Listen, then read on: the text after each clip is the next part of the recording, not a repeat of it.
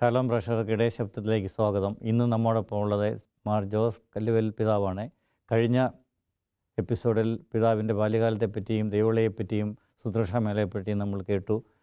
വരുന്ന എപ്പിസോഡിൽ നമ്മൾ തുടർന്നുള്ള അദ്ദേഹത്തിൻ്റെ അജപാലന മേഖലകളെക്കുറിച്ച് കേൾക്കാം. പിതാവെ, എപ്പിസോഡിലേക്ക് സ്വാഗതം. പിതാവ് പാലക്കാട് രൂപതയിൽ ഏറെക്കാലം മതബോധന ഡയറക്ടറായിട്ട് ഇരുന്നിട്ടുണ്ടെന്ന് കേട്ടിട്ടുണ്ട്. അതിലുപരി അതിനുശേഷം പിതാവിനെ റോമിലേക്ക് ഉപരിപഠനത്തിനായി, അതായത് ഡോക്ടറേറ്റിന് വേണ്ടി വിടുവാനായിട്ട് തീരുമാനിക്കുകയും ഒക്കെ ചെയ്തതായിട്ട് കേട്ടിട്ടുണ്ട്. അതിലേക്കുള്ള സാഹചര്യം അല്ലെ അതിനായിട്ടുള്ള പ്രത്യേകമായിട്ട് പിതാവിനെ സ്വാധീനിച്ച ആൾക്കാർ ആരൊക്കെയാണെന്നൊന്ന് ശാലോം പ്രേക്ഷകരോട് വിവരിച്ചാൽ വളരെ നന്നായിരിക്കും. ഞാൻ പാലക്കാട് രൂപതയിൽ 12 വർഷം രൂപത മതബോധന ഡയറക്ടറായും അതിനു മുമ്പ് 5 വർഷം മറ്റ് ഇടവക ശുശ്രൂഷയിലുമൊക്കെ കഴിഞ്ഞപ്പോഴേ ശാരീരികമായിട്ട് ഞാൻ ഒരു പരിധി വരെ ക്ഷീണിച്ചിരുന്നു. ഞാൻ പിതാവിനോട് അന്ന് ഞങ്ങളുടെ പിതാവായിരുന്ന ഇപ്പോഴും ശുശ്രൂഷ ചെയ്തുകൊണ്ടിരിക്കുന്ന അഭിവന്യ മാർ ജേക്കബ് മനത്തോടത്ത് പിതാവിനോട് ആവശ്യപ്പെട്ടു, പിതാവ് എനിക്കൊരു റെസ്റ്റ് ആവശ്യമുണ്ട്. ആ റെസ്റ്റ് ഞാൻ വെറുതെ റെസ്റ്റ് അല്ല ഉദ്ദേശിക്കുന്നത്, ഒരു ചേഞ്ച് ഓഫ് എക്സ്പീരിയൻസ് ആണ്. ഇന്ന് ചെയ്തുകൊണ്ടിരിക്കുന്നതിന് വ്യത്യസ്തമായിട്ട് എനിക്ക് നോർത്ത് ഇന്ത്യയിൽ പോയി കുറച്ച് മിഷൻ എക്സ്പീരിയൻസ് കിട്ടിയാൽ കൊള്ളാം എന്ന ആഗ്രഹമുണ്ട്. ഞാൻ ഒറ്റപ്പാലത്ത് പള്ളി പണിയും കാറ്റഗിസത്തിൻ്റെ ശുശ്രൂഷയുമായിട്ട് ഇങ്ങനെ മുന്നോട്ട് പോയിക്കൊണ്ടിരുന്ന സമയത്താണ് പിതാവിൻ്റെ ആവശ്യം ഉന്നയിച്ചത്. 3 വർഷം കൊണ്ട് പള്ളി പണിയും കഴിഞ്ഞു. അങ്ങനെ 2001 ആരംഭത്തിൽ തന്നെ പിതാവിനെ വിളിച്ച് പറഞ്ഞു, പള്ളി വെഞ്ചിരിപ്പ് പെട്ടെന്ന് തീർക്കണം, കണക്കുകളെല്ലാം ക്ലോസ് ചെയ്യണം. അച്ഛന് ഒരു ഉപരിപഠനത്തിനുള്ള അവസരം കിട്ടിയിട്ടുണ്ട്. അത് റോമിൽ ആണ്. മൈഗ്രൻ്റ് കമ്മ്യൂണിറ്റിക്ക് കൊടുക്കേണ്ട പാസ്റ്റർ കെയറിനെ കുറിച്ചാണ് പഠിക്കേണ്ടത്. ആ വിഷയം കൃത്യമായി പറഞ്ഞാൽ തിയോളജി ഓഫ് ഹ്യൂമൻ മൊബിലിറ്റി എന്നതാണ് വിഷയം. ഞാൻ ഈ വിഷയം ആദ്യം കേൾക്കുന്നതാണ്. റോമിൽ പോകുന്നതിന് മുമ്പായിട്ട് സാധാരണഗതിക്ക് ഒരു 2-3 മാസമെങ്കിലും ഇറ്റാലിയൻ ഭാഷ പഠിച്ചിട്ടൊക്കെയാണ് അച്ഛന്മാർ പോകാറ് പതിവ്. പക്ഷേ എനിക്ക് ഈ എക്സ്പീരിയൻസ് ഒന്നുമില്ല, ഭാഷ പഠിച്ചിട്ടില്ല. റോം എൻ്റെ മനസ്സിൽ അന്ന് ഇല്ല. അപ്പോൾ ഞാൻ പിതാവിനോട് ചോദിച്ചു, പിതാവെ അതിനുള്ള തയ്യാറെടുപ്പൊന്നും നടത്തിയിട്ടില്ലല്ലോ, അതൊക്കെ കല്ലുവലിച്ചിന് സാധിക്കും, പെട്ടെന്ന് പണിയൊക്കെ തീർക്ക്, പോകാൻ ഒരുങ്ങിക്കൂ എന്ന് പറഞ്ഞു. പിന്നെ അതനുസരിച്ച് പള്ളിപ്പണി കഴിഞ്ഞു. എൻ്റെ പാസ്പോർട്ട് അന്നില്ല. ഈ പള്ളിപ്പണിയുടെ ഇടയ്ക്ക് ഞാൻ പാസ്പോർട്ട് എടുക്കാൻ വേണ്ടി കോഴിക്കോട് പോകുന്നു. ഈ കോഴിക്കോട് പോകുന്ന വഴിക്ക് KSRTC ബസ്സിലിരുന്നു കൊണ്ടാണ് ഇറ്റാലിയൻ ബുക്ക് ആദ്യമായിട്ട് പിതാവ് തന്നെ എനിക്കൊരു ബുക്ക് തന്നു. ഞാൻ ആ ബുക്ക് മറിച്ച് ഇങ്ങനെ ഇറ്റാലിയൻ ഭാഷ എന്താണെന്ന് പഠിക്കാൻ പരിശ്രമിക്കുന്നത്. പഠനമൊന്നുമല്ല, ഭാഷയെക്കുറിച്ചുള്ള ഒരു അടിസ്ഥാനപരമായ ഒരു ഇൻഫർമേഷൻ കളക്ട് ചെയ്യുന്നത് അവിടെ നിന്നാണ്. ഇതിൽ നിന്ന് മനസ്സിലാക്കുന്ന പിതാവിന് അറിയാൻ മേലാത്ത മേഖലയിൽ ദൈവം വിളിച്ചു, മതബോധന ഡയറക്ടറാക്കി. അതിനുപരി ഇപ്പം ഭാഷ അറിയാൻ മേല എങ്കിലും അറിയാൻ മേലാത്ത ഒരു സ്ഥലത്തേക്ക്, ഭാഷ അറിയാൻ മേലാത്തൊരു സ്ഥലത്തേക്ക് പിതാവിനെ ദൈവം മാടി വിളിച്ചു. അതിനർത്ഥം ദൈവപരിപാലന എപ്പോഴും പിതാവിൻ്റെ കൂടെ ഇവിടെ ഉണ്ടായിരുന്നു, അല്ല പിതാവിനെ അങ്ങോട്ട് നയിക്കുമായിരുന്നു മനസ്സിലാക്കുന്നു. പിതാവിനെ അതിനെപ്പറ്റി എന്തെങ്കിലും? തീർച്ചയായും അതുതന്നെയാണ് എനിക്ക് ഇപ്പോഴും പങ്കുവയ്ക്കുവാനുള്ളത്. റോമിൽ ഞാൻ എത്തി 2001 സെപ്റ്റംബർ മാസം 6-ാം തീയതി. ഈ 6-ാം തീയതിക്ക് വലിയ പ്രത്യേകതയുണ്ട്, സെപ്റ്റംബർ 6. അത് ഞാൻ പിന്നീട് വിവരിച്ചു കൊള്ളാം. ഞാൻ റോമിലെത്തി. 7-ാം തീയതി എന്നെ സെമിനാരിയിലേക്ക്, യൂണിവേഴ്സിറ്റിയിലേക്ക് എന്നെ റെക്ടച്ചനാണ് ഡ്രൈവ് ചെയ്ത് കൊണ്ടുപോകുന്നത്. വത്തിക്കാൻ്റെ നേരിട്ട് നടത്തുന്ന ഒരു യൂണിവേഴ്സിറ്റിയുള്ളൂ, ഉർബൻ യൂണിവേഴ്സിറ്റി. പോകുന്ന വഴിക്ക് റെക്ടച്ചൻ ചോദിച്ചു, അച്ഛൻ അല്പം ഇംഗ്ലീഷ് അറിയാം. പൊതുവേ ഇവിടെ മറ്റു സീനിയർ ജനറേഷൻ ഇംഗ്ലീഷ് അറിയില്ല. പക്ഷേ ഈ റെക്ടച്ചൻ അല്പം ഇംഗ്ലീഷ് അറിയാമായിരുന്നു. അച്ഛൻ ചോദിച്ചു, ഹാവ് യു സ്റ്റഡീഡ് ഇറ്റാലിയൻ? ഞാൻ പറഞ്ഞു, I would like to study. You like to study? രണ്ടുപേരും പിന്നെ ഒന്നും മിണ്ടിയില്ല. അപ്പോൾ എൻ്റെ ധാരണ ഇരിക്കുന്ന അന്ന് ലാംഗ്വേജ് കോഴ്സ് യൂണിവേഴ്സിറ്റി നടക്കുകയാണ്. എന്നെപ്പോലെ എല്ലാവരും ബിഗിനേഴ്സ് ആയിരിക്കുമെന്ന ചിന്തയിലാണ്, ഭാഷയുടെ ABCD മുതൽ പഠിച്ചു തുടങ്ങാമെന്ന് ഉദ്ദേശിച്ചാണ് ഞാൻ യൂണിവേഴ്സിറ്റി ക്ലാസ്സിലേക്ക് ആദ്യം കയറി ചെല്ലുന്നത്. ഞാൻ ചെല്ലുമ്പോൾ തന്നെ ഓൾറെഡി ലേറ്റായി. സെപ്റ്റംബർ 1 തന്നെ ക്ലാസ് തുടങ്ങി. ഒരാഴ്ച കഴിഞ്ഞിട്ടാണ് ഞാൻ ക്ലാസ്സിലെത്തുന്നത്. ക്ലാസ്സിലെത്തി, ഒന്നും മനസ്സിലാകുന്നില്ല. ക്ലാസ് ഇങ്ങനെ നടക്കുന്നു. എല്ലാവരും ക്ലാസ്സിൽ നമ്മളുടെ നാട്ടിലെ പാരമ്പര്യമൊന്നുമല്ല, എല്ലാവരും ഇങ്ങനെ വർത്തമാനം പറഞ്ഞുകൊണ്ടിരിക്കുന്നു, ടീച്ചറും വർത്തമാനം പറയുന്നു. ഇങ്ങനെ ഒന്നും മനസ്സിലാകുന്നുമില്ല. ഒരു 2-3 ദിവസം കഴിഞ്ഞപ്പോൾ ടീച്ചർ എൻ്റെ ബാക്കിലുള്ള ഈ ഇരിപ്പ് കണ്ട് ടീച്ചർ എന്നെ വിളിച്ചു. ജുസേപ്പെ എന്ന് പറഞ്ഞാൽ ജോസ് ആണെന്ന് എനിക്ക് മനസ്സിലായി. എന്നോടകം പാർല കൊൽക്കോസ. അപ്പോൾ എന്നോടാണ് സംസാരിക്കുന്നത് മനസ്സിലായതുകൊണ്ട് ഞാൻ എഴുന്നേറ്റ് വന്നു. നമ്മുടെ നാട്ടിലെ പാരമ്പര്യം അനുസരിച്ച് ചോദ്യം ചോദിച്ചാൽ കുട്ടി എഴുന്നേറ്റ് നിൽക്കണമല്ലോ. ഞാൻ എഴുന്നേറ്റ് വന്നു. പക്ഷേ എഴുന്നേറ്റ് നിന്ന് എല്ലാവരും ഒറ്റ ചിരിയാണ്. ഞാൻ എന്തോ വലിയ വിഡ്ഢിത്തരം ചെയ്ത പോലെ. അപ്പോൾ എനിക്ക് മനസ്സിലായി അതും പാളി. കുറച്ച് കഴിഞ്ഞു ഞാൻ അവിടെ ഇരുന്നു. എനിക്കൊന്നും മനസ്സിലായി ടീച്ചർ പറഞ്ഞു. ടീച്ചർ എന്നോട് പറഞ്ഞത് എന്തെങ്കിലും സംസാരിക്കുന്ന പറഞ്ഞത്. പാർല കൊൽക്കോസ, എന്തെങ്കിലും സംസാരിക്കുന്ന പറഞ്ഞത്. പക്ഷേ നമുക്ക് സംസാരിക്കാനൊന്നുമില്ല. ഞാൻ അന്ന് ചിന്തിച്ചു, ദൈവമേ എന്താ സംസാരിക്കുന്നത്? ഞാൻ താമസിക്കുന്ന ഇത് വെക്കേഷൻ കാലമുണ്ട്. സെപ്റ്റംബർ എന്ന് പറയുന്ന വെക്കേഷൻ, ഒക്ടോബറിലെ വെക്കേഷൻ കഴിഞ്ഞു സീനിയേഴ്സ് ബ്രദേഴ്സൊക്കെ അച്ഛന്മാരൊക്കെ എത്തുകയുള്ളൂ. പറഞ്ഞ് മനസ്സിലാക്കുക. ഒരു ഗ്ലാസ് വെള്ളം വേണമെങ്കിൽ ചോദിക്കാൻ പറ്റുന്നില്ല. ഞാനിന്നും ഓർക്കുന്നുണ്ട്, ഞാൻ പോയപ്പോൾ എൻ്റെ ബാഗിൽ ഞാൻ തിരക്ക് പിടിച്ചാണ് പോകുന്നത്. കാറ്റീസം സെൻറ്ററിൽ വർക്ക് ചെയ്യുന്ന സിസ്റ്റേഴ്സാണ് എൻ്റെ പെട്ടി ഒരുക്കിയത്. അവിടെ ചെന്നപ്പോൾ മനസ്സിലാവുന്നു പെട്ടിയിൽ തല ചെയ്യുവാനുള്ള ചീപ്പില്ല. ഞാനൊരു ചീപ്പ് വാങ്ങിക്കാൻ വേണ്ടി, ചീപ്പെന്ന് എന്താ പറയുന്നത് എനിക്കറിയില്ല, ഒരു കൊച്ചു പോക്കറ്റ് ഡിക്ഷണറി വാങ്ങിച്ചു. എന്നിട്ട് ഞാൻ ഡിക്ഷണറിയുമായിട്ട് പോയി കടയിൽ പോയി ഈ ഡിക്ഷണറിയുടെ സഹായത്തോടെ ജീപ്പ് വാങ്ങിച്ച് പോകുന്ന കാര്യമൊക്കെ ഞാൻ ഓർക്കുന്നുണ്ട്. ഞാൻ തീരുമാനിച്ചു, ദൈവം എങ്ങനെയൊന്ന് പോയാൽ പോരല്ലേ, ഏതായാലും പഠിക്കാൻ വന്നു, പഠിച്ചില്ലേ പറ്റുള്ളൂ. ഉച്ചവരെ ക്ലാസ്. ഉച്ച കഴിഞ്ഞ് മുറിയിൽ വന്ന് കൈ പിരിച്ചു പിടിച്ച് കൊന്തയിലും. ദൈവമേ, അന്ന് എനിക്ക് 46 വയസ്സുണ്ട്. ഈ ഭാഷ എൻ്റെ തലയിൽ നിന്ന് കയറണം. പരിശുദ്ധാത്മാവ് എന്നെ പ്രത്യേകം അനുഗ്രഹിച്ചെന്ന് പറയാം. ഞാൻ ചുരുക്കുകയാണ് ആ മേഖല.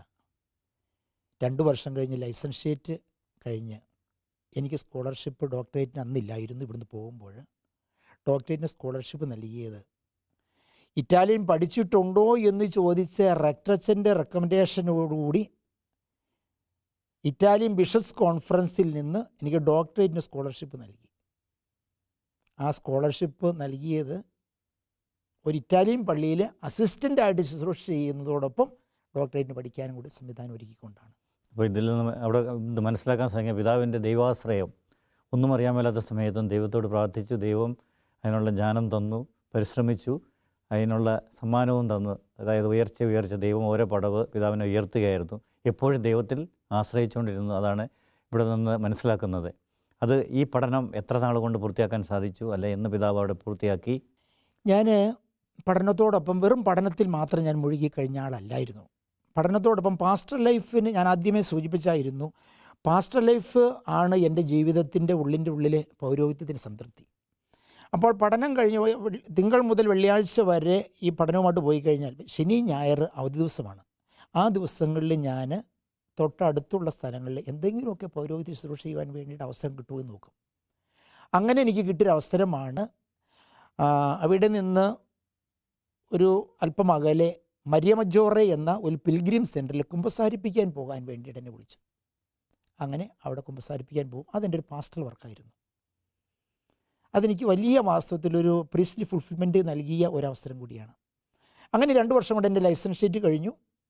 ഒരുവിധം നല്ല മാർക്കോട് ലൈസൻഷ്യേറ്റ് കഴിഞ്ഞു. പിന്നെ ഡോക്ടറേറ്റിന് വേണ്ടിയിട്ട് ഞാൻ ആദ്യം സൂചിപ്പിച്ചതുപോലെ എനിക്ക് സ്കോളർഷിപ്പ് കിട്ടി ഇറ്റാലിയൻ ബിഷപ്സ് കോൺഫറൻസിൽ നിന്ന്. അപ്പോൾ ഞാൻ തീരുമാനിച്ചു ഡോക്ടറേറ്റ് എടുക്കുമ്പോൾ ആ യൂണിവേഴ്സിറ്റിയിൽ അന്ന് ഞാൻ പഠിച്ച ഈ മൈഗ്രേഷനിൽ ഡോക്ടറേറ്റ് യൂണിവേഴ്സിറ്റി തുടങ്ങിയിട്ടില്ല. അപ്പോൾ ഡോക്ടറേറ്റിന് ഏത് വിഷയം തിരഞ്ഞെടുക്കണം? അപ്പോൾ ഞാൻ ചിന്തിച്ചു, ഞാൻ 12 വർഷം പാലക്കാട് ശുശ്രൂഷ ചെയ്ത കാറ്റീസം മേഖലയുമായിട്ട് ബന്ധപ്പെട്ട് ഇപ്പോൾ ലൈസൻഷ്യേറ്റിൽ പഠിച്ച വിഷയവുമായിട്ട് ബന്ധിപ്പിച്ച് എങ്ങനെ എന്തെങ്കിലും വിഷയങ്ങൾ തിരഞ്ഞെടുക്കാൻ പറ്റുമോ? അങ്ങനെ ചിന്തിച്ചപ്പോൾ ഞാൻ ഫാമിലി കാറ്റഗിസം എന്ന വിഷയത്തിലേക്ക് പോയി. അതായത് അഡൽട്ട് ഹ്യൂമൻ കാറ്റഗിസം. അതെ, അഡൽട്ട് കാറ്റഗിസം. അത് അല്പം കൂടി വിശദമായി പറഞ്ഞാൽ family catechism for immigrant communities. എൻ്റെ മനസ്സിൽ ലൈസൻഷ്യേറ്റ് ഇമിഗ്രൻ്റ് പാസ്റ്റർ തിയോളജിയാണ് പഠിച്ചിരിക്കുന്നത്. അപ്പോൾ അതുമായിട്ട് ബന്ധിപ്പിച്ചുകൊണ്ട് family catechism for immigrant community എന്നൊരു വിഷയം എൻ്റെ മനസ്സിൽ തെളിഞ്ഞു വന്നു. ആ വിഷയം ആയിട്ട് പഠനമായിട്ട് മുന്നോട്ട് പോയി. ഞാൻ സലേഷ്യൻ യൂണിവേഴ്സിറ്റിയിൽ റോമിൽ കാറ്റഗിസത്തിൻ്റെ ഏറ്റവും വലിയ യൂണിവേഴ്സിറ്റിയാണ് സലേഷ്യൻ യൂണിവേഴ്സിറ്റി. ഡോൺ ബോസ്കോ അച്ഛന്മാർ നടത്തുന്നതാണ്. ഞാൻ ആ യൂണിവേഴ്സിറ്റിയിൽ എനിക്ക് അഡ്മിഷൻ കിട്ടി. അവിടെ അങ്ങനെ ഈ family catechism of migraine community എന്ന വിഷയത്തെക്കുറിച്ച് റിസർച്ചുമായിട്ട് ഞാൻ ആരംഭിക്കുകയാണ് ചെയ്യുന്നത്. ഞാൻ 3 വർഷം അവിടെ പഠിച്ചു, പഠനം പൂർത്തിയാക്കി. ദൈവകൃപയാൽ ഉന്നത വിജയം നേടി ഞാൻ ഡോക്ടറേറ്റ് കംപ്ലീറ്റ് ചെയ്ത് അവിടെ നിന്ന് തിരിച്ച് നാട്ടിലേക്ക് പോരുകയാണ്. കൃത്യം 5 വർഷം കൊണ്ട് എൻ്റെ ഡോക്ടറേറ്റ് കഴിഞ്ഞു. 2 വർഷം ലൈസൻഷേറ്റ്, 3 വർഷം ഡോക്ടറേറ്റ്. അങ്ങനെ 5 വർഷം കൊണ്ട് റോമിൽ ഉപരിപഠനം കഴിഞ്ഞ് 2006 സെപ്റ്റംബർ മാസം 11-ാം തീയതി ഞാൻ തിരിച്ചു പോരുന്നു. തിരിച്ചു വന്ന് പാലക്കാട് എൻ്റെ അജപാലന ശുശ്രൂഷ തുടരുകയാണ്. ഈ പഠനം കൊണ്ട് അവിടെ കൂടുതലായിട്ട് ഈ പഠനം ഉപകരിച്ച് എന്തെങ്കിലും ചെയ്യാനായിട്ട് സാധ്യതകളുണ്ടായോ? അല്ലെങ്കിൽ അവിടെ വന്നപ്പോൾ അന്നത്തെ പാലക്കാട് പിതാവിനെ ഏൽപ്പിച്ചോ? അതിനുള്ള സാഹചര്യങ്ങൾ അല്ല എന്ത് ചെയ്യാൻ സാധിച്ചു? ഈ പഠനം എങ്ങനെ സഭയ്ക്കും രൂപതയ്ക്കും ഒരു മുതൽക്കൂട്ടാക്കി മാറ്റാൻ സാധിച്ചു? അതിനെപ്പറ്റി ഒന്ന് വിശദീകരിക്കാമോ? റോമിൽ നിന്ന് പഠിച്ചു വന്നിട്ട് എന്നെ ആദ്യം നിയമിച്ചത് രൂപതയുടെ സോഷ്യൽ സർവീസുമായിട്ട് ബന്ധപ്പെട്ട് ഒരു പ്രോജക്റ്റ് വർക്ക് ചെയ്യാൻ വേണ്ടി എന്നെ ഡൽഹിക്ക് അയക്കുകയാണ് ഇന്ന്. അത്യാവശ്യം ഒരു 1-2 മാസം ആ പ്രോജക്റ്റുമായിട്ട് മുന്നോട്ട് പോയി. അതിനുശേഷം കത്തീഡ്രലിൻ്റെ കീഴിലുള്ള 2 പള്ളികളുടെ വികാരിയായിട്ട് എന്നെ വെച്ചു, അരമനയിൽ താമസിച്ചുകൊണ്ട്. അങ്ങനെ 1 വർഷം കഴിഞ്ഞു. എന്നെ കത്തീഡ്രൽ വികാരിയാക്കി വെച്ചു. അപ്പോൾ ഞാൻ രൂപതയുടെ കൺസൾട്ടൻറ്റ് ബോഡിയിൽ അംഗമാണ്. കത്തീഡ്രലിൽ ഒരു ഹൈസ്കൂളുണ്ട്, സെൻറ്റ് റാഫേൽസ് സെക്കൻഡറി ഹൈസ്കൂൾ. അങ്ങനെ ഞാൻ അവിടെ 5 വർഷം അവിടെ കത്തീഡ്രലിൽ വികാരി ഇങ്ങനെ ശുശ്രൂഷ ചെയ്യുമ്പോൾ അപ്പോൾ ഞാൻ ചിന്തിച്ചു, ഞാൻ പഠിച്ചു വന്ന വിഷയവുമായിട്ട് ഒരു ബന്ധമില്ലാതെയാണ് ഇന്ന് വർക്ക് ചെയ്തുകൊണ്ടിരിക്കുന്നത്. അങ്ങനെ എൻ്റെ മനസ്സിൽ വല്ലപ്പോഴും ഒക്കെ ചിന്തിക്കുക, എന്തിനാണ് ഞാനീ പഠിച്ചേ? നാട്ടിലെ ഒരു സാധാരണ ഇടവക പള്ളിയിലെ ശുശ്രൂഷ, കത്തീഡ്രലാകുമ്പോൾ അവിടെ വർക്ക് കൂടുതലുണ്ട് എന്നൊക്കെ അല്ലാതെ പഠിച്ച വിഷയമായിട്ട് വലിയ ബന്ധമൊന്നുമില്ല. അങ്ങനെ 5 വർഷം അവിടുത്തെ ശുശ്രൂഷ കഴിഞ്ഞ് ഞാൻ അവിടുന്ന് മാറി കാഞ്ഞിരപ്പുഴ എന്ന ഫൊറോന പള്ളിയിലേക്ക് മാറുകയാണ്. അവിടെ വന്ന് ഒരാഴ്ച കഴിഞ്ഞപ്പോൾ എൻ്റെ പിതാവ്, മനത്തോടത്ത് പിതാവ് എന്നെ വിളിക്കുന്നു. കല്ലുവലിച്ച, എനിക്ക് കാക്കനാട് നിന്ന് ആലഞ്ചേരി പിതാവിൻ്റെ ഒരു ഫോൺ കോളിൽ നിന്നുണ്ടായി. കാനഡയിലേക്ക് ഒരു അച്ഛനെ വേണം, അത് ഞാൻ കല്ലുവലിയച്ഛനെ ആണ് പ്രതീക്ഷിക്കുന്നത്, തരാൻ പറ്റുമോ എന്ന് ചോദിച്ചിരിക്കുകയാണ്. ഞാൻ എന്താണ് മറുപടി പറയേണ്ടത്? ഞാൻ പിതാവിനോട് ഒന്നും ചിന്തിക്കാതെ പറഞ്ഞു, പിതാവ്, ഞാൻ വന്ന് പെട്ടി അഴിച്ചിട്ടില്ല,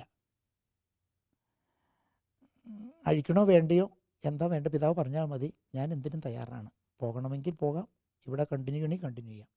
അപ്പോൾ പിതാവിനോട് തമാശരൂപത്തിൽ പറഞ്ഞു, അഴിച്ചു പെട്ടിയൊക്കെ മതിന് കൂടുതലൊന്നും അഴിക്കണ്ട. ഏതായാലും ഞാൻ പിതാവ് പറഞ്ഞതിൻ്റെ അർത്ഥം എനിക്ക് മനസ്സിലായി. അപ്പോൾ എൻ്റെ പാസ്പോർട്ട് എക്സ്പയറി ആയിരുന്നു. ഞാൻ പാസ്പോർട്ട് എടുക്കാൻ വേണ്ടി പരിശ്രമിച്ചു, വിസയ്ക്ക് വേണ്ടി ആരംഭിച്ചു. അങ്ങനെ ഒരു 11 മാസം ഞാൻ അവിടെ കാഞ്ഞിരപ്പുഴയിലിരുന്നു. അപ്പോഴെനിക്ക് വിസയായില്ല. അതിനുശേഷം വീണ്ടും ഞാൻ സെഹ്യൂനിൽ പോയി. കാഞ്ഞിരപ്പുഴയിൽ നിന്നെ റിലീവ് ചെയ്തു, കാനഡയ്ക്ക് പോരാൻ വേണ്ടിയുള്ള തയ്യാറെടുപ്പിൽ.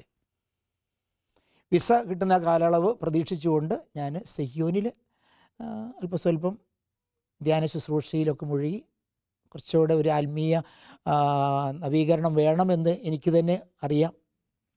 ആ ഒരു ബോധ്യത്തിൽ ഞാൻ അവിടെ ചിലവഴിക്കുകയായിരുന്നു. അങ്ങനെ 11 മാസം ദൈവം ഒരുക്കി എന്ന് വേണമെങ്കിൽ പറയാം. ഈ കാനഡയിലേക്ക് പിതാവിനോട് പോരാമെന്ന് ചോദിക്കാനായിട്ട് എന്തെങ്കിലും സാഹചര്യം ഇവിടെ ഉണ്ടായിട്ടായിരിക്കാമല്ലോ ആലഞ്ചേരി പിതാവ് മനത്തോട്ടത്ത് പിതാവ് വഴി പിതാവിനോട് ചോദിച്ചത്.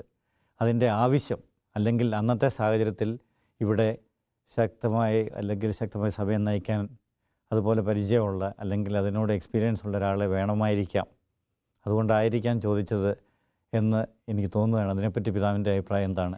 അന്ന് എന്നോട് ഈ ആവശ്യം ഉന്നയിക്കുമ്പോൾ എനിക്കൊന്നും അറിഞ്ഞുകൂടാ. കാനഡയെക്കുറിച്ച് കേട്ടിട്ടുണ്ടെന്നല്ലാതെ ഇവിടുത്തെ ദൈവനത്തെക്കുറിച്ചോ ഇവിടുത്തെ ആവശ്യത്തെക്കുറിച്ചോ പാസ്റ്ററൽ നീഡിനെക്കുറിച്ചോ ഒന്നും എനിക്കറിയില്ല. ഇവിടെ വന്നു കഴിഞ്ഞപ്പോൾ എനിക്ക് മനസ്സിലായി, തീർച്ചയായും ഇവിടെ വലിയ പാസ്റ്ററൽ നീഡ് ഉണ്ട് എന്ന്. ഇവിടെ ഞാൻ വരുന്നത് മറ്റൊരു സെപ്റ്റംബർ 6-ാം തീയതിയാണ്. അത് 2013 സെപ്റ്റംബർ 6. ഒരു സെപ്റ്റംബർ 6 ഞാൻ റോമിൽ പോകുന്നു. ഒരു രണ്ടാമത്തെ സെപ്റ്റംബർ 6 ഇവിടെ ഞാനിപ്പോൾ കാനഡയിൽ വരുന്നു. വന്നു കഴിഞ്ഞപ്പോൾ ഞാൻ ആദ്യം സൂചിപ്പിച്ച മനസ്സിലായി, ഇവിടെ ഏറെ ശുശ്രൂഷകളുണ്ട്.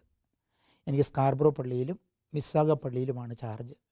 ഈ 2 പള്ളിയുമായിട്ട് ഞാൻ ഷട്ടിലടിക്കുകയായിരുന്നു. മിസ്സാഗ പള്ളിയിൽ മിസ്സാഗ മിഷൻ സെൻറ്ററിൽ താമസിക്കുന്നു. അവിടെ എല്ലാ ദിവസവും ആ മിഷൻ സെൻറ്ററിൽ കുർബാന ചെല്ലുന്നു. അവിടെ എനിക്ക് തോന്നുന്നു കല്യാണവും മരിച്ചടക്കും ഒഴിച്ച് ബാക്കിയെല്ലാം ആ കൊച്ചു മിഷൻ സെൻറ്ററിൽ നടന്നിട്ടുണ്ട്.